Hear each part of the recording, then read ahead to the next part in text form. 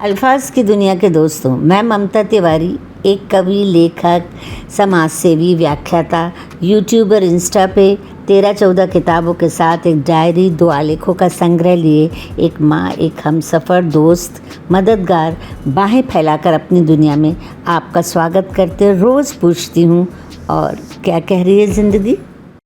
नमस्कार दोस्तों, आज क्या कह रही है ज़िंदगी में मैं एक चलता फिरता विषय लेकर हाजिर हूँ। जो हम रोज़मर्रा की ज़िंदगी में बोलते हैं वे सब चलता है। अरे भाई, सब चलता है, पर क्यों चलता है, क्या क्या चलता है और क्या क्या नहीं चल सकता, इस बारे में हम बात करेंगे। तो पुराने समय में जैसे चलता था कि एडवांस चीज़ पर शोर होता था, जैसे लव मैरिज, इंटरकास्ट मैरिज, विधवा मैरिज, मतलब विधवा विवाह वगैरह। धीरे धीरे लोगों ने इसको स्वीकार करना शुरू कर दिया, जाति विशेष को छोड़कर। अब मेरी ही 2 सहेलियाँ खुसर पुसर कर रही थी, फलानी सहेली के पति का एक्स्ट्रा मैरिटल अफेयर यानी विवाहेतर संबंध है। इतना शोर क्यों मचा रही है कि डिप्रेशन में चली गई। अरे सीधे जाए, उस औरत को 2 थप्पड़ मारे और पति को भी 2 लगाए, और ज़्यादा हो तो उसको छोड़ दे। उसके 2 छोटे प्यारे प्यारे बच्चे भी थे। आपकी माँ, बहन और बेटी के साथ ऐसा हो तो क्या आप ये सलाह उसे देंगी? आज की डेट में भी क्या आप उसे ये सलाह देंगी? आप तो कहेंगे नहीं, घर नहीं टूटना चाहिए वगैरह वगैरह। जिसके दिल पर गुजरी है उसका दर्द आप नहीं समझ पा रहे। उस धोखा खाई औरत का दर्द जो अभी भी सदमे में है।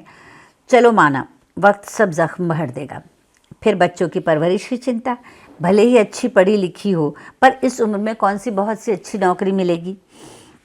बच्चों को उनके पिता ने बड़े शान और शौकत से पाला है।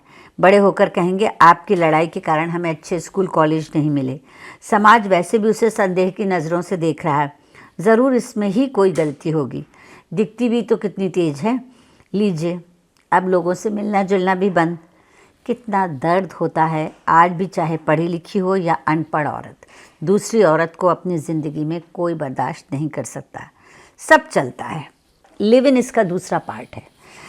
अब यहाँ 2 पार्ट हो गए। एक, स्वेच्छा से 2 कुंवारे साथ में रह रहे हैं और बच्चे पैदा नहीं कर रहे हैं। चलो अच्छी बात है। 5 साल 10 साल फिर झगड़े शुरू हो जाते हैं। ये वो लोग हैं जो दरअसल आपस में व्यवहार पति पत्नी की तरह करने लग जाते हैं। लिव इन में रहते हुए एक दूसरे पर हक जमाते हैं, लेकिन जिम्मेदारी से डरते हैं, और इसीलिए हम तो पार्टनर हैं, हमने शादी नहीं की, ये इसका राग अलापते हैं। मैंने तो ये भी सोचा भला हो आपने बच्चे नहीं पैदा किए कम से कम। हाँ, तीसरा मुद्दा आजकल ज़ोर मारने लगा है कि हमें बच्चा चाहिए पर हम शादी नहीं करेंगे। फिल्म इंडस्ट्री गवाह है, तुषार कपूर, करण जौहर, सुष्मिता सेन वगैरह वगैरह। खैर, सुष्मिता सेन को अलग रखा जाए क्योंकि उन्होंने नेक काम से बच्चे अडॉप्ट किए हैं, पैदा नहीं किए, बच्चे अडॉप्ट किए। अब 2 समस्याएं समाज के सामने हैं। अगर व्यक्ति अपनी बीवी को धोखे में रखता है, अपनी कीप को भी धोखे में रखता है, तो वो दोनों के प्रति बेवफाई कर रहा है और बच्चे भी पैदा कर लेता है। अक्सर अधिकार और कानून के मामले में दूसरी बीवी बाजी मार ले जाती है, और कानून अब ये कहता है कि आपको पति को दोनों पत्नियों का खर्चा उठाना पड़ेगा, दोनों पत्नियों का बच्चे पालने पड़ेंगे। वाह, कानून ने तो सीधे सीधे उनके दोनों हाथों में लड्डू दे दिया। वहीं लिव इन में भी यही बात है। अगर आदमी ने लिव इन में पार्टनर से शादीशुदा होने की बात छुपाई और शादी भी नहीं की और बच्चे भी पैदा कर लिए, तो अब इस नाजायज़ रिश्ते को भी समान कैटेगरी में रखा जाएगा, ऐसा कानून का कहना है। दोनों का खर्चा उठाना पड़ेगा।